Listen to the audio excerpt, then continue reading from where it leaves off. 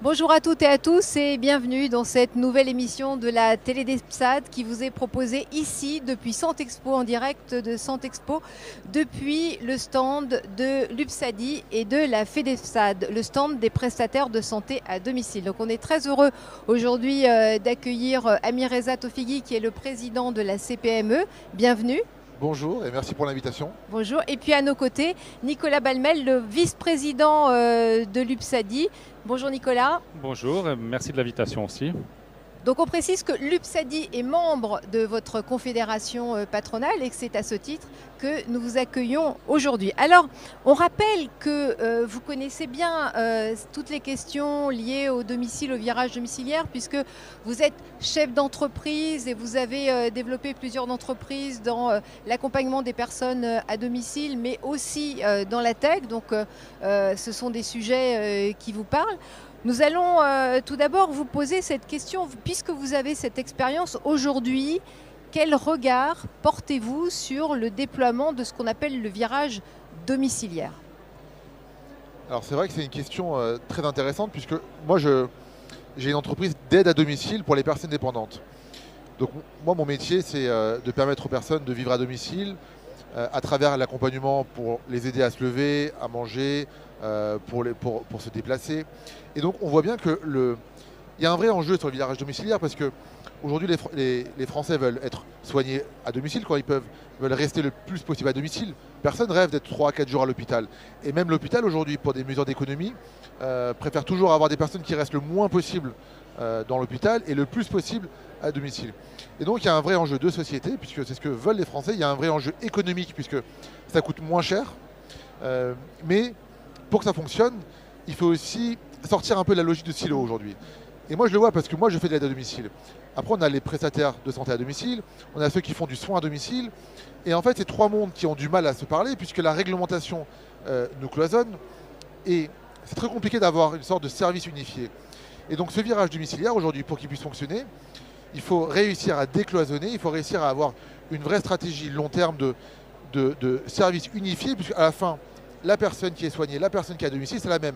Et donc il ne faut pas qu'elle ait 3 à 4 prestataires, mais il faut qu'elle puisse avoir une sorte d'unification du service qui lui est proposé. Merci Amir Reza Tofighi. Alors je me tourne vers vous Nicolas Balmel. Les PSAD, les entreprises PSAD rencontrent aujourd'hui un certain nombre de difficultés économiques puisqu'elles se trouvent prises dans un effet de ciseaux entre d'un côté les baisses tarifaires, de l'autre côté les effets de l'inflation, mais aussi la pression sur les salaires. Alors comment se porte le secteur et quelles sont vos attentes au regard de cette confédération patronale qu'est la CPME à laquelle l'UPSADI adhère? Oui, c'est vrai, le constat est celui-ci, c'est-à-dire qu'on est au bout d'un système de régulation. Aujourd'hui, depuis plus d'une dizaine d'années, c'est 700 millions d'euros d'économies, de baisses tarifaires qui nous ont été imposées par l'État français. Et par ailleurs, avec l'effet de l'inflation, effectivement, on s'est retrouvé dans cet effet ciseau, puisque nous n'avons pas la possibilité, nous, de reporter l'inflation, effectivement, sur le prix de vente ou de location de nos dispositifs. Donc on est au bout d'un système. Alors l'idée d'adhérer à la CPME aujourd'hui, c'est aussi la personnalité déjà de son nouveau président, puisque effectivement il a une très très bonne connaissance de notre secteur. C'est une chance. Ce qu'il vient de dire effectivement est tout à fait juste. Cet effet ciseau, et donc la CPME peut avoir un rôle effectivement de lien entre ces différents acteurs. Et puis c'est d'arriver à porter haut nos valeurs, ce que nous faisons, parce qu'une des difficultés que nous rencontrons aujourd'hui, c'est que nous ne sommes pas connus et encore moins reconnus par les pouvoirs publics. Nous ne sommes pas entendus. Nous sommes un secteur de 35 000 salariés, 2500 entreprises, 83% d'entre elles sont des petites et moyennes entreprises. Et donc c'est vrai que nous, les chefs d'entreprise de nos structures, sont un peu la tête dans le guidon, dans le quotidien, la gestion pour essayer de s'en sortir avec justement toutes ces baisses tarifaires. Et donc la CPME est un formidable véhicule, à notre sens, pour arriver à défendre nos métiers auprès des décideurs, notamment auprès des ministères. Et je sais que Amir s'y emploie et j'espère s'y emploiera encore à l'avenir pour nous permettre effectivement d'avoir accès directement aux ministres et à leur cabinet.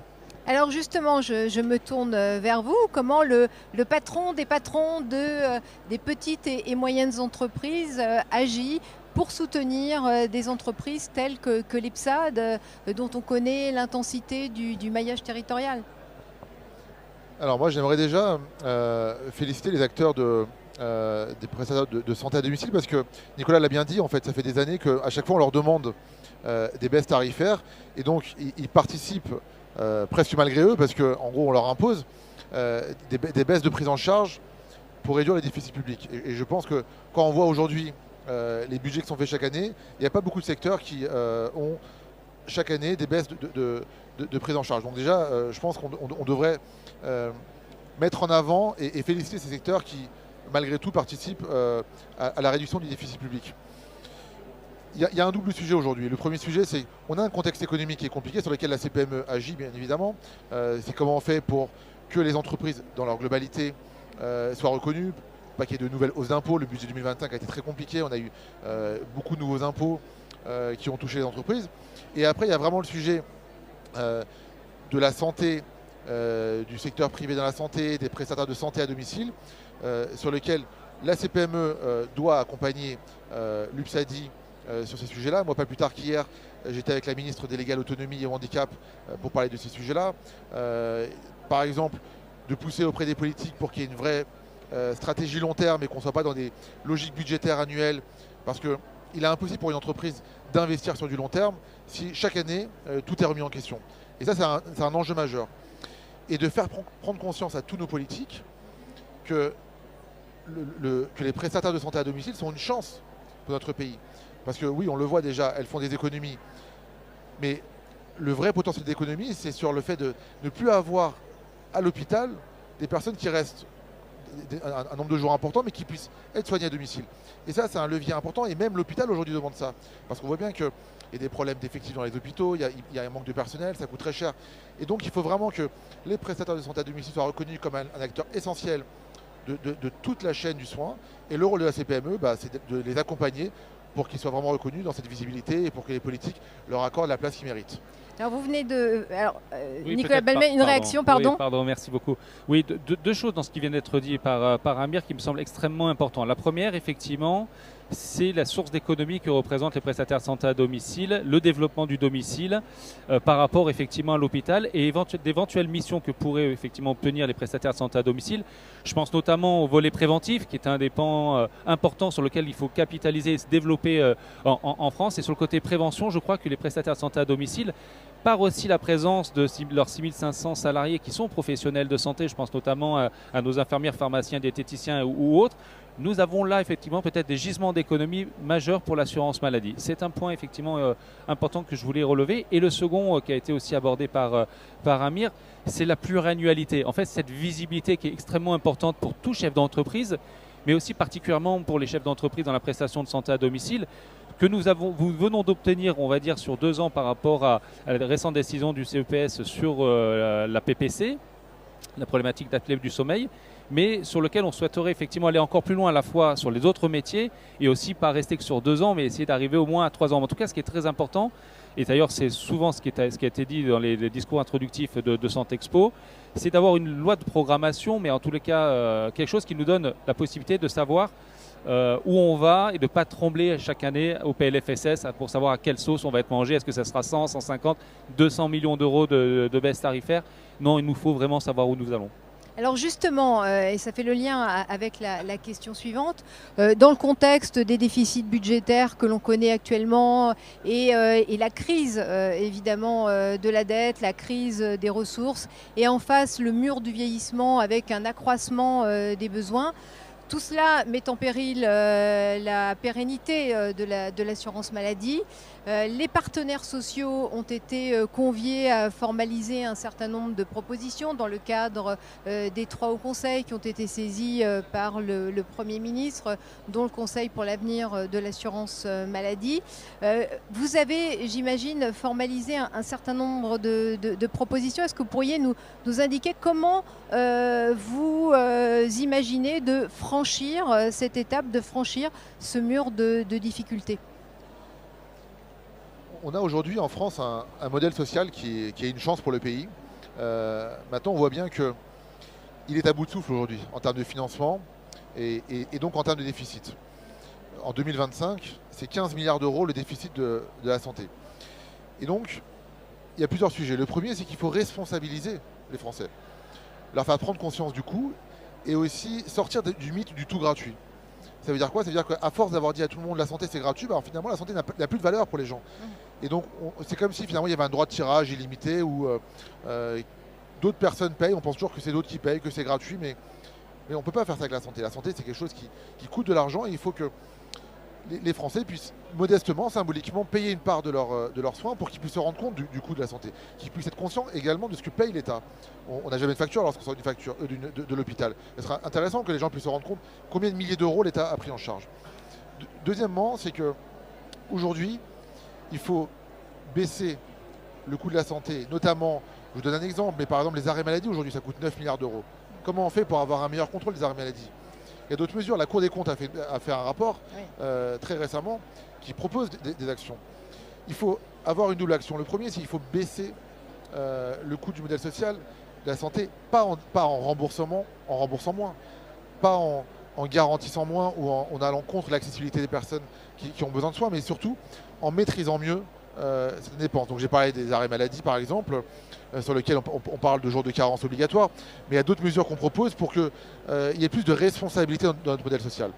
Le deuxième point, c'est le financement du modèle social, qui aujourd'hui repose majoritairement sur le travail. C'est-à-dire qu'on a la majorité de notre modèle social qui est payé par les actifs et les entreprises. Alors qu'on peut considérer qu'aujourd'hui, dans une société qui vieillit, dans une société où le nombre d'actifs diminue par rapport au nombre de citoyens global, il ne faut pas que tout le financement repose sur les actifs, mais que ce soit tous les Français qui contribuent, puisque finalement la santé, les personnes âgées, les jeunes, ils contribuent aussi en termes de consommation, mais beaucoup moins en termes de financement. Et donc ce qu'on dit, c'est qu'il faut que sortir les cotisations patronales, salariales qui financent par exemple la santé, pour les mettre sur d'autres modes de fiscalité. La TVA sociale. Par exemple la TVA sociale, mais il n'y a pas que la TVA sociale en fait. Il faut vraiment avoir un débat de société pour dire comment on fait pour que le travail paye mieux, que les salariés gagnent mieux, que les entreprises aient les moyens d'investir, et que donc notre modèle social repose moins sur le travail et repose plus sur peut-être la TVA sociale, peut-être la CSG, peut-être d'autres modes de fiscalité, mais pour qu'on redonne du souffle aux entreprises et qu'on redonne aussi du souffle à notre modèle social. Parce qu'on ne pourra pas assurer à long terme le financement d'un modèle social si c'est juste les travailleurs qui le payent.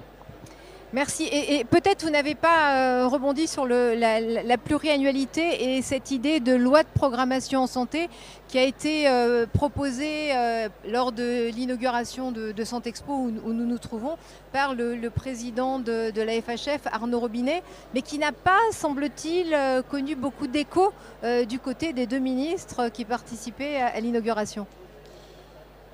C'est indispensable aujourd'hui d'avoir une vision long terme. Après, je pense que la difficulté aujourd'hui des ministres, c'est qu'on est dans un contexte politique où c'est très dur de s'engager pour 2 ans quand on voit l'instabilité politique. Donc je peux comprendre que des politiques aient du mal à se projeter, mais ils doivent aussi comprendre que les entreprises, elles ont besoin de visibilité pour investir et que c'est impossible de demander à une entreprise d'investir, de recruter, si on n'a pas une visibilité long terme. 2 ans, 3 ans, c'est un minimum. Moi je dirais il faut même plus. Surtout qu'il faut être conscient que les acteurs et les prestataires de santé à domicile, c'est pas parce qu'on fait 2 fois plus d'activités que la marge elle va augmenter parce qu'il y a aussi 2 fois plus de coûts. Il faut recruter des salariés en plus à chaque fois. Et donc il faut absolument savoir quelle va être la trajectoire long terme de prise en charge pour qu'on puisse aussi investir et recruter en conséquence. Merci. Alors peut-être une réaction, Nicolas Balmel, et puis on parlera du CEPS ensuite. Oui, rapidement une réaction. Moi, je voudrais profiter de la présence d'Amir et du président de la CPME pour dire que souvent on raisonne uniquement par rapport aux baisses que supportent uniquement les prestataires de santé à domicile. Mais les prestataires de santé à domicile, c'est une entreprise qui est aussi dans le monde, dans la vie courante. Et donc, lorsqu'il y a les baisses qu'on subit, mais il y a aussi tout simplement l'environnement. Je pense notamment au changement. On a énormément de véhicules puisqu'on va au domicile. Là, récemment, il y a une loi L'Homme qui est sortie il y a quelques années, mais qui aujourd'hui rentre encore plus avec ses effets, notamment pour le verdissement des véhicules. Donc tout ça, ce sont des charges supplémentaires. On est touché forcément par les problématiques d'alourdissement de charges et autres. Donc on est aussi dans un univers plus global et général en France et auquel s'ajoute ce que nous vivons dans la prestation de santé à domicile. Or, ça devient de plus en plus compliqué pour nos entreprises, comme je le rappelais en introduction. 83% d'entre elles sont des petites et moyennes entreprises et donc le moindre changement aussi dans la réglementation, là aussi il y a un vrai travail. Je sais que Amir, avec ses équipes, travaille beaucoup sur la simplification aussi administrative en France. Aujourd'hui, ça devient de plus en plus compliqué. C'est pour ça aussi que je voulais le soulever avec sa présence ce matin. Alors justement, il y a ce projet de loi sur la simplification administrative, on pourrait dire ce énième projet de loi, et on s'aperçoit que c'est difficile de dépoussiérer la bureaucratie, de dépoussiérer toutes ces normes. En fait, la difficulté de la simplification, c'est que il faut créer un système qui se simplifie un peu naturellement, automatiquement. Ça veut dire que si on n'a pas de la régulation dans les normes, ça ne marche pas. Parce qu'en fait, quand on simplifie, en même temps, on va continuer à complexifier pendant 5 ans, puis on va refaire la simplification. Et comment on fait pour créer un système qui s'autorégule? On essaie de contrôler les flux de nouvelles normes et de nouvelles règles. Et ensuite, on essaye de mettre une logique d'extinction des normes une fois qu'elles sont plus utiles. Pour contrôler les flux, notre idée, c'est de pouvoir avoir le test PME. Le test PME, c'est de dire, avant toute nouvelle règle, toute nouvelle norme, on la teste en entreprise et on s'assure qu'elle est applicable. Parce que parfois, on se rend compte, le CSRD c'est un bon exemple, le reporting extra-financier européen, c'était inapplicable dans les entreprises. Et donc, on a fait un test PME avec l'aide de la DGE, donc la Direction Générale des Entreprises, et ce test a montré que c'était inapplicable, et donc la France a porté au niveau européen une simplification du reporting extra-financier. Mais il faut que chaque loi qui impacte les entreprises soit testée avant, et que les parlementaires, s'ils la votent, puissent avoir un rapport qui dit, voilà, en gros, concrètement, les conséquences. Ensuite, toute nouvelle norme, toute nouvelle règle devrait avoir presque une durée de vie. Après 3 ans, après 5 ans, on fait un bilan. Et si on veut vraiment la pérenniser, il faut prouver qu'elle a un sens. Parce qu'aujourd'hui, il y a beaucoup de règles qui n'ont plus de sens et qui se cumulent avec d'autres règles qui parfois font les mêmes choses. Donc voilà, il y a vraiment, au-delà de la simplification, un peu au-delà du grand soir qu'on nous promet à chaque fois, c'est vraiment de créer le système qui permet d'avoir de l'autorégulation dans les normes. Merci Amir Reza Tofigué. Alors je me retourne vers Nicolas Balma pour qu'on termine avec ça, c'est l'actualité quotidienne de la CPME et vous avez rappelé le sujet du test PME qui a eu chaud d'ailleurs hein, dans les débats. Et il y a l'immédiat, je dirais, ce qui arrive tout de suite, c'est l'accord cadre avec le CEPS. Nicolas Balma, est-ce qu'on peut en dire un mot avec cette lettre qui vient d'arriver de Bercy et des 2 ministres de la Santé?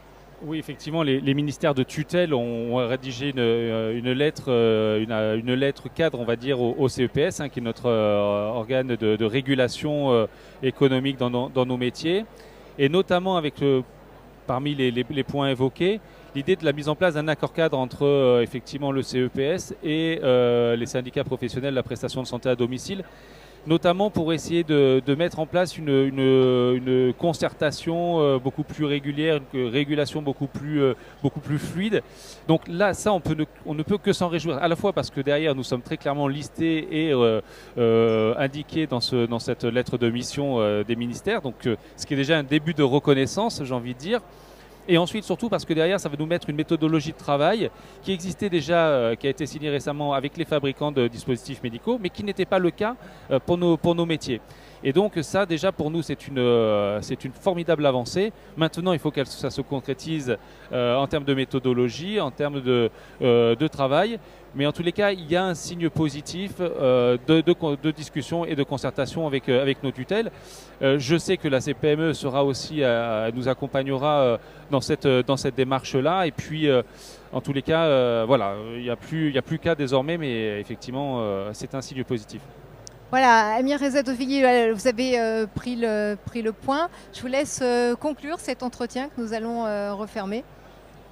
Non, juste remercier l'UPSADI pour ce qu'ils font, parce que moi je redis, je connais bien le secteur aujourd'hui, il y a une vraie volonté sociétale de rester le plus possible à domicile, d'être soigné à domicile, et il y a une vraie volonté aussi globale de l'État pour des raisons économiques qui sont très logiques, de garder les gens le moins longtemps possible à l'hôpital. Et donc je pense que tous ces acteurs qui permettent aujourd'hui d'être soignés à domicile, de vieillir à domicile, il faut vraiment prendre conscience qu'ils ont besoin d'être accompagnés, ils ont besoin d'avoir des visions long terme, ils ont besoin qu'on soit conscient de leurs problématiques. Et là, CPME sera aux côtés de l'UPSADI pour leur permettre de gagner ce combat-là et d'être reconnus dans ce qu'ils apportent à la société. Voilà, merci Amir Rezatofegui, merci Nicolas Balmel. Merci.